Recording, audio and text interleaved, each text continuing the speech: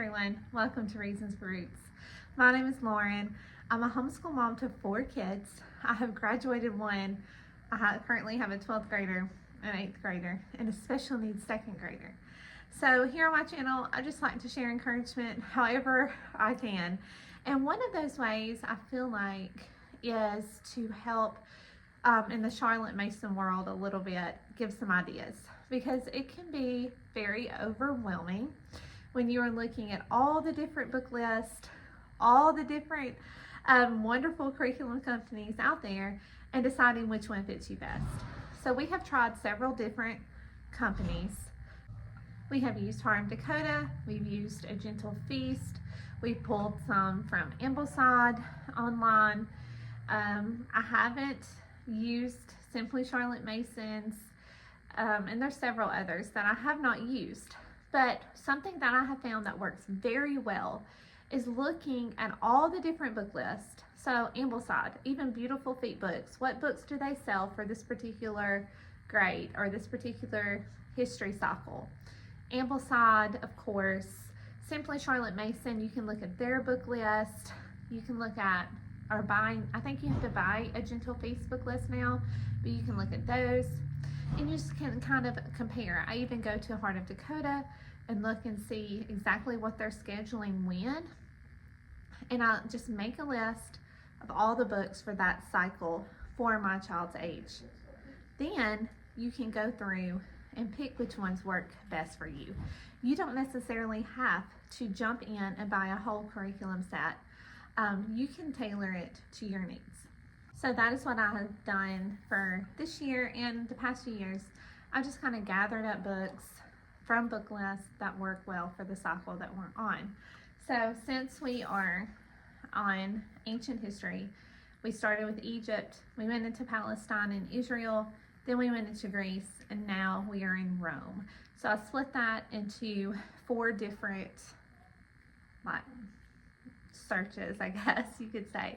But then I kept them divided into 3 terms. So I kept Israel and Palestine with Greece, and then I moved into Rome. So I do 12-week cycles and 12-week planning. So if that helps you write that down a little better.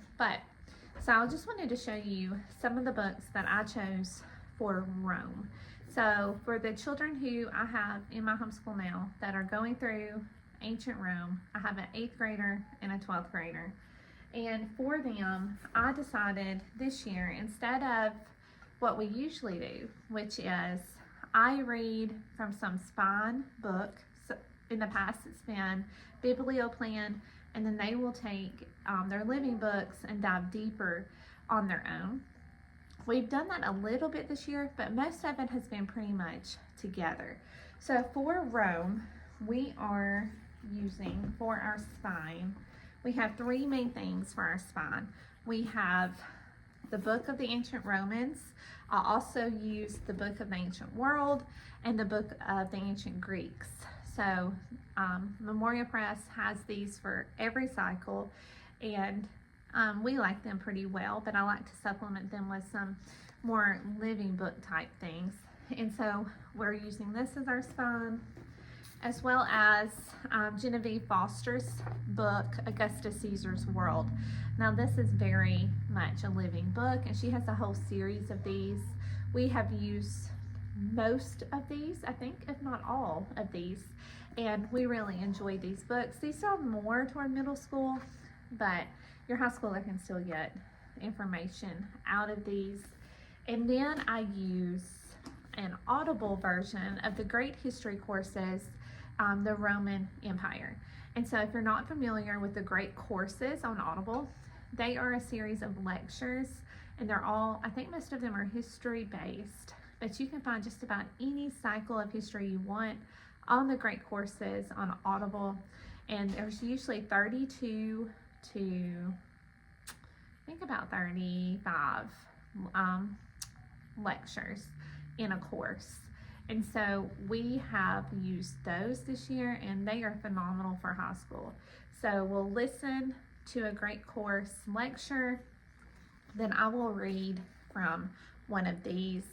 And then I also read, for our read aloud, I am reading Titus, a Comrade of the Cross. So this will last us the entire time we are in Rome. This is printed by Generations, and it is set in the time of Jesus, in the ministry of Jesus. And so this has been a really good book so far.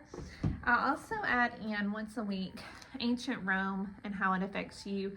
This is one of the Uncle Eric books, and this series is phenomenal. I try to sneak these in whenever I can, and this has been very, very interesting so far. I also have, for just independent reads, 2 books by Mary Ray, and these are fiction books set in the time of the Romans. One is set in Palestine in AD 70 and one in Rome in AD 62. And so these are just great little fiction books to add in to complement your study. So you can always find these type of Christian-based biographies on Christian books. They have a good variety of those. And so as well for Rome, we are doing a notebook just like we did for Greece and Palestine and Egypt. And so I'm using, Homeschool in the Woods, maybe? I'm also using some of their resources. We're a little busier now and we're slowing down, and you know how it is at the end of the year. So we're not doing as many activities as we did with Egypt and Greece, but we are still working through our notebooking, doing our maps and some charts and timeline, and writing our narrations and that sort of thing in our history notebook. And so this has been a really good fit this year. I just pull what books that I think fit us well and that I want to focus on, and we go from there, and we do it together for the most part as a family. And we have really enjoyed this year's history cycle. I do encourage you to keep it, like hands-on. Keep it simple too, though.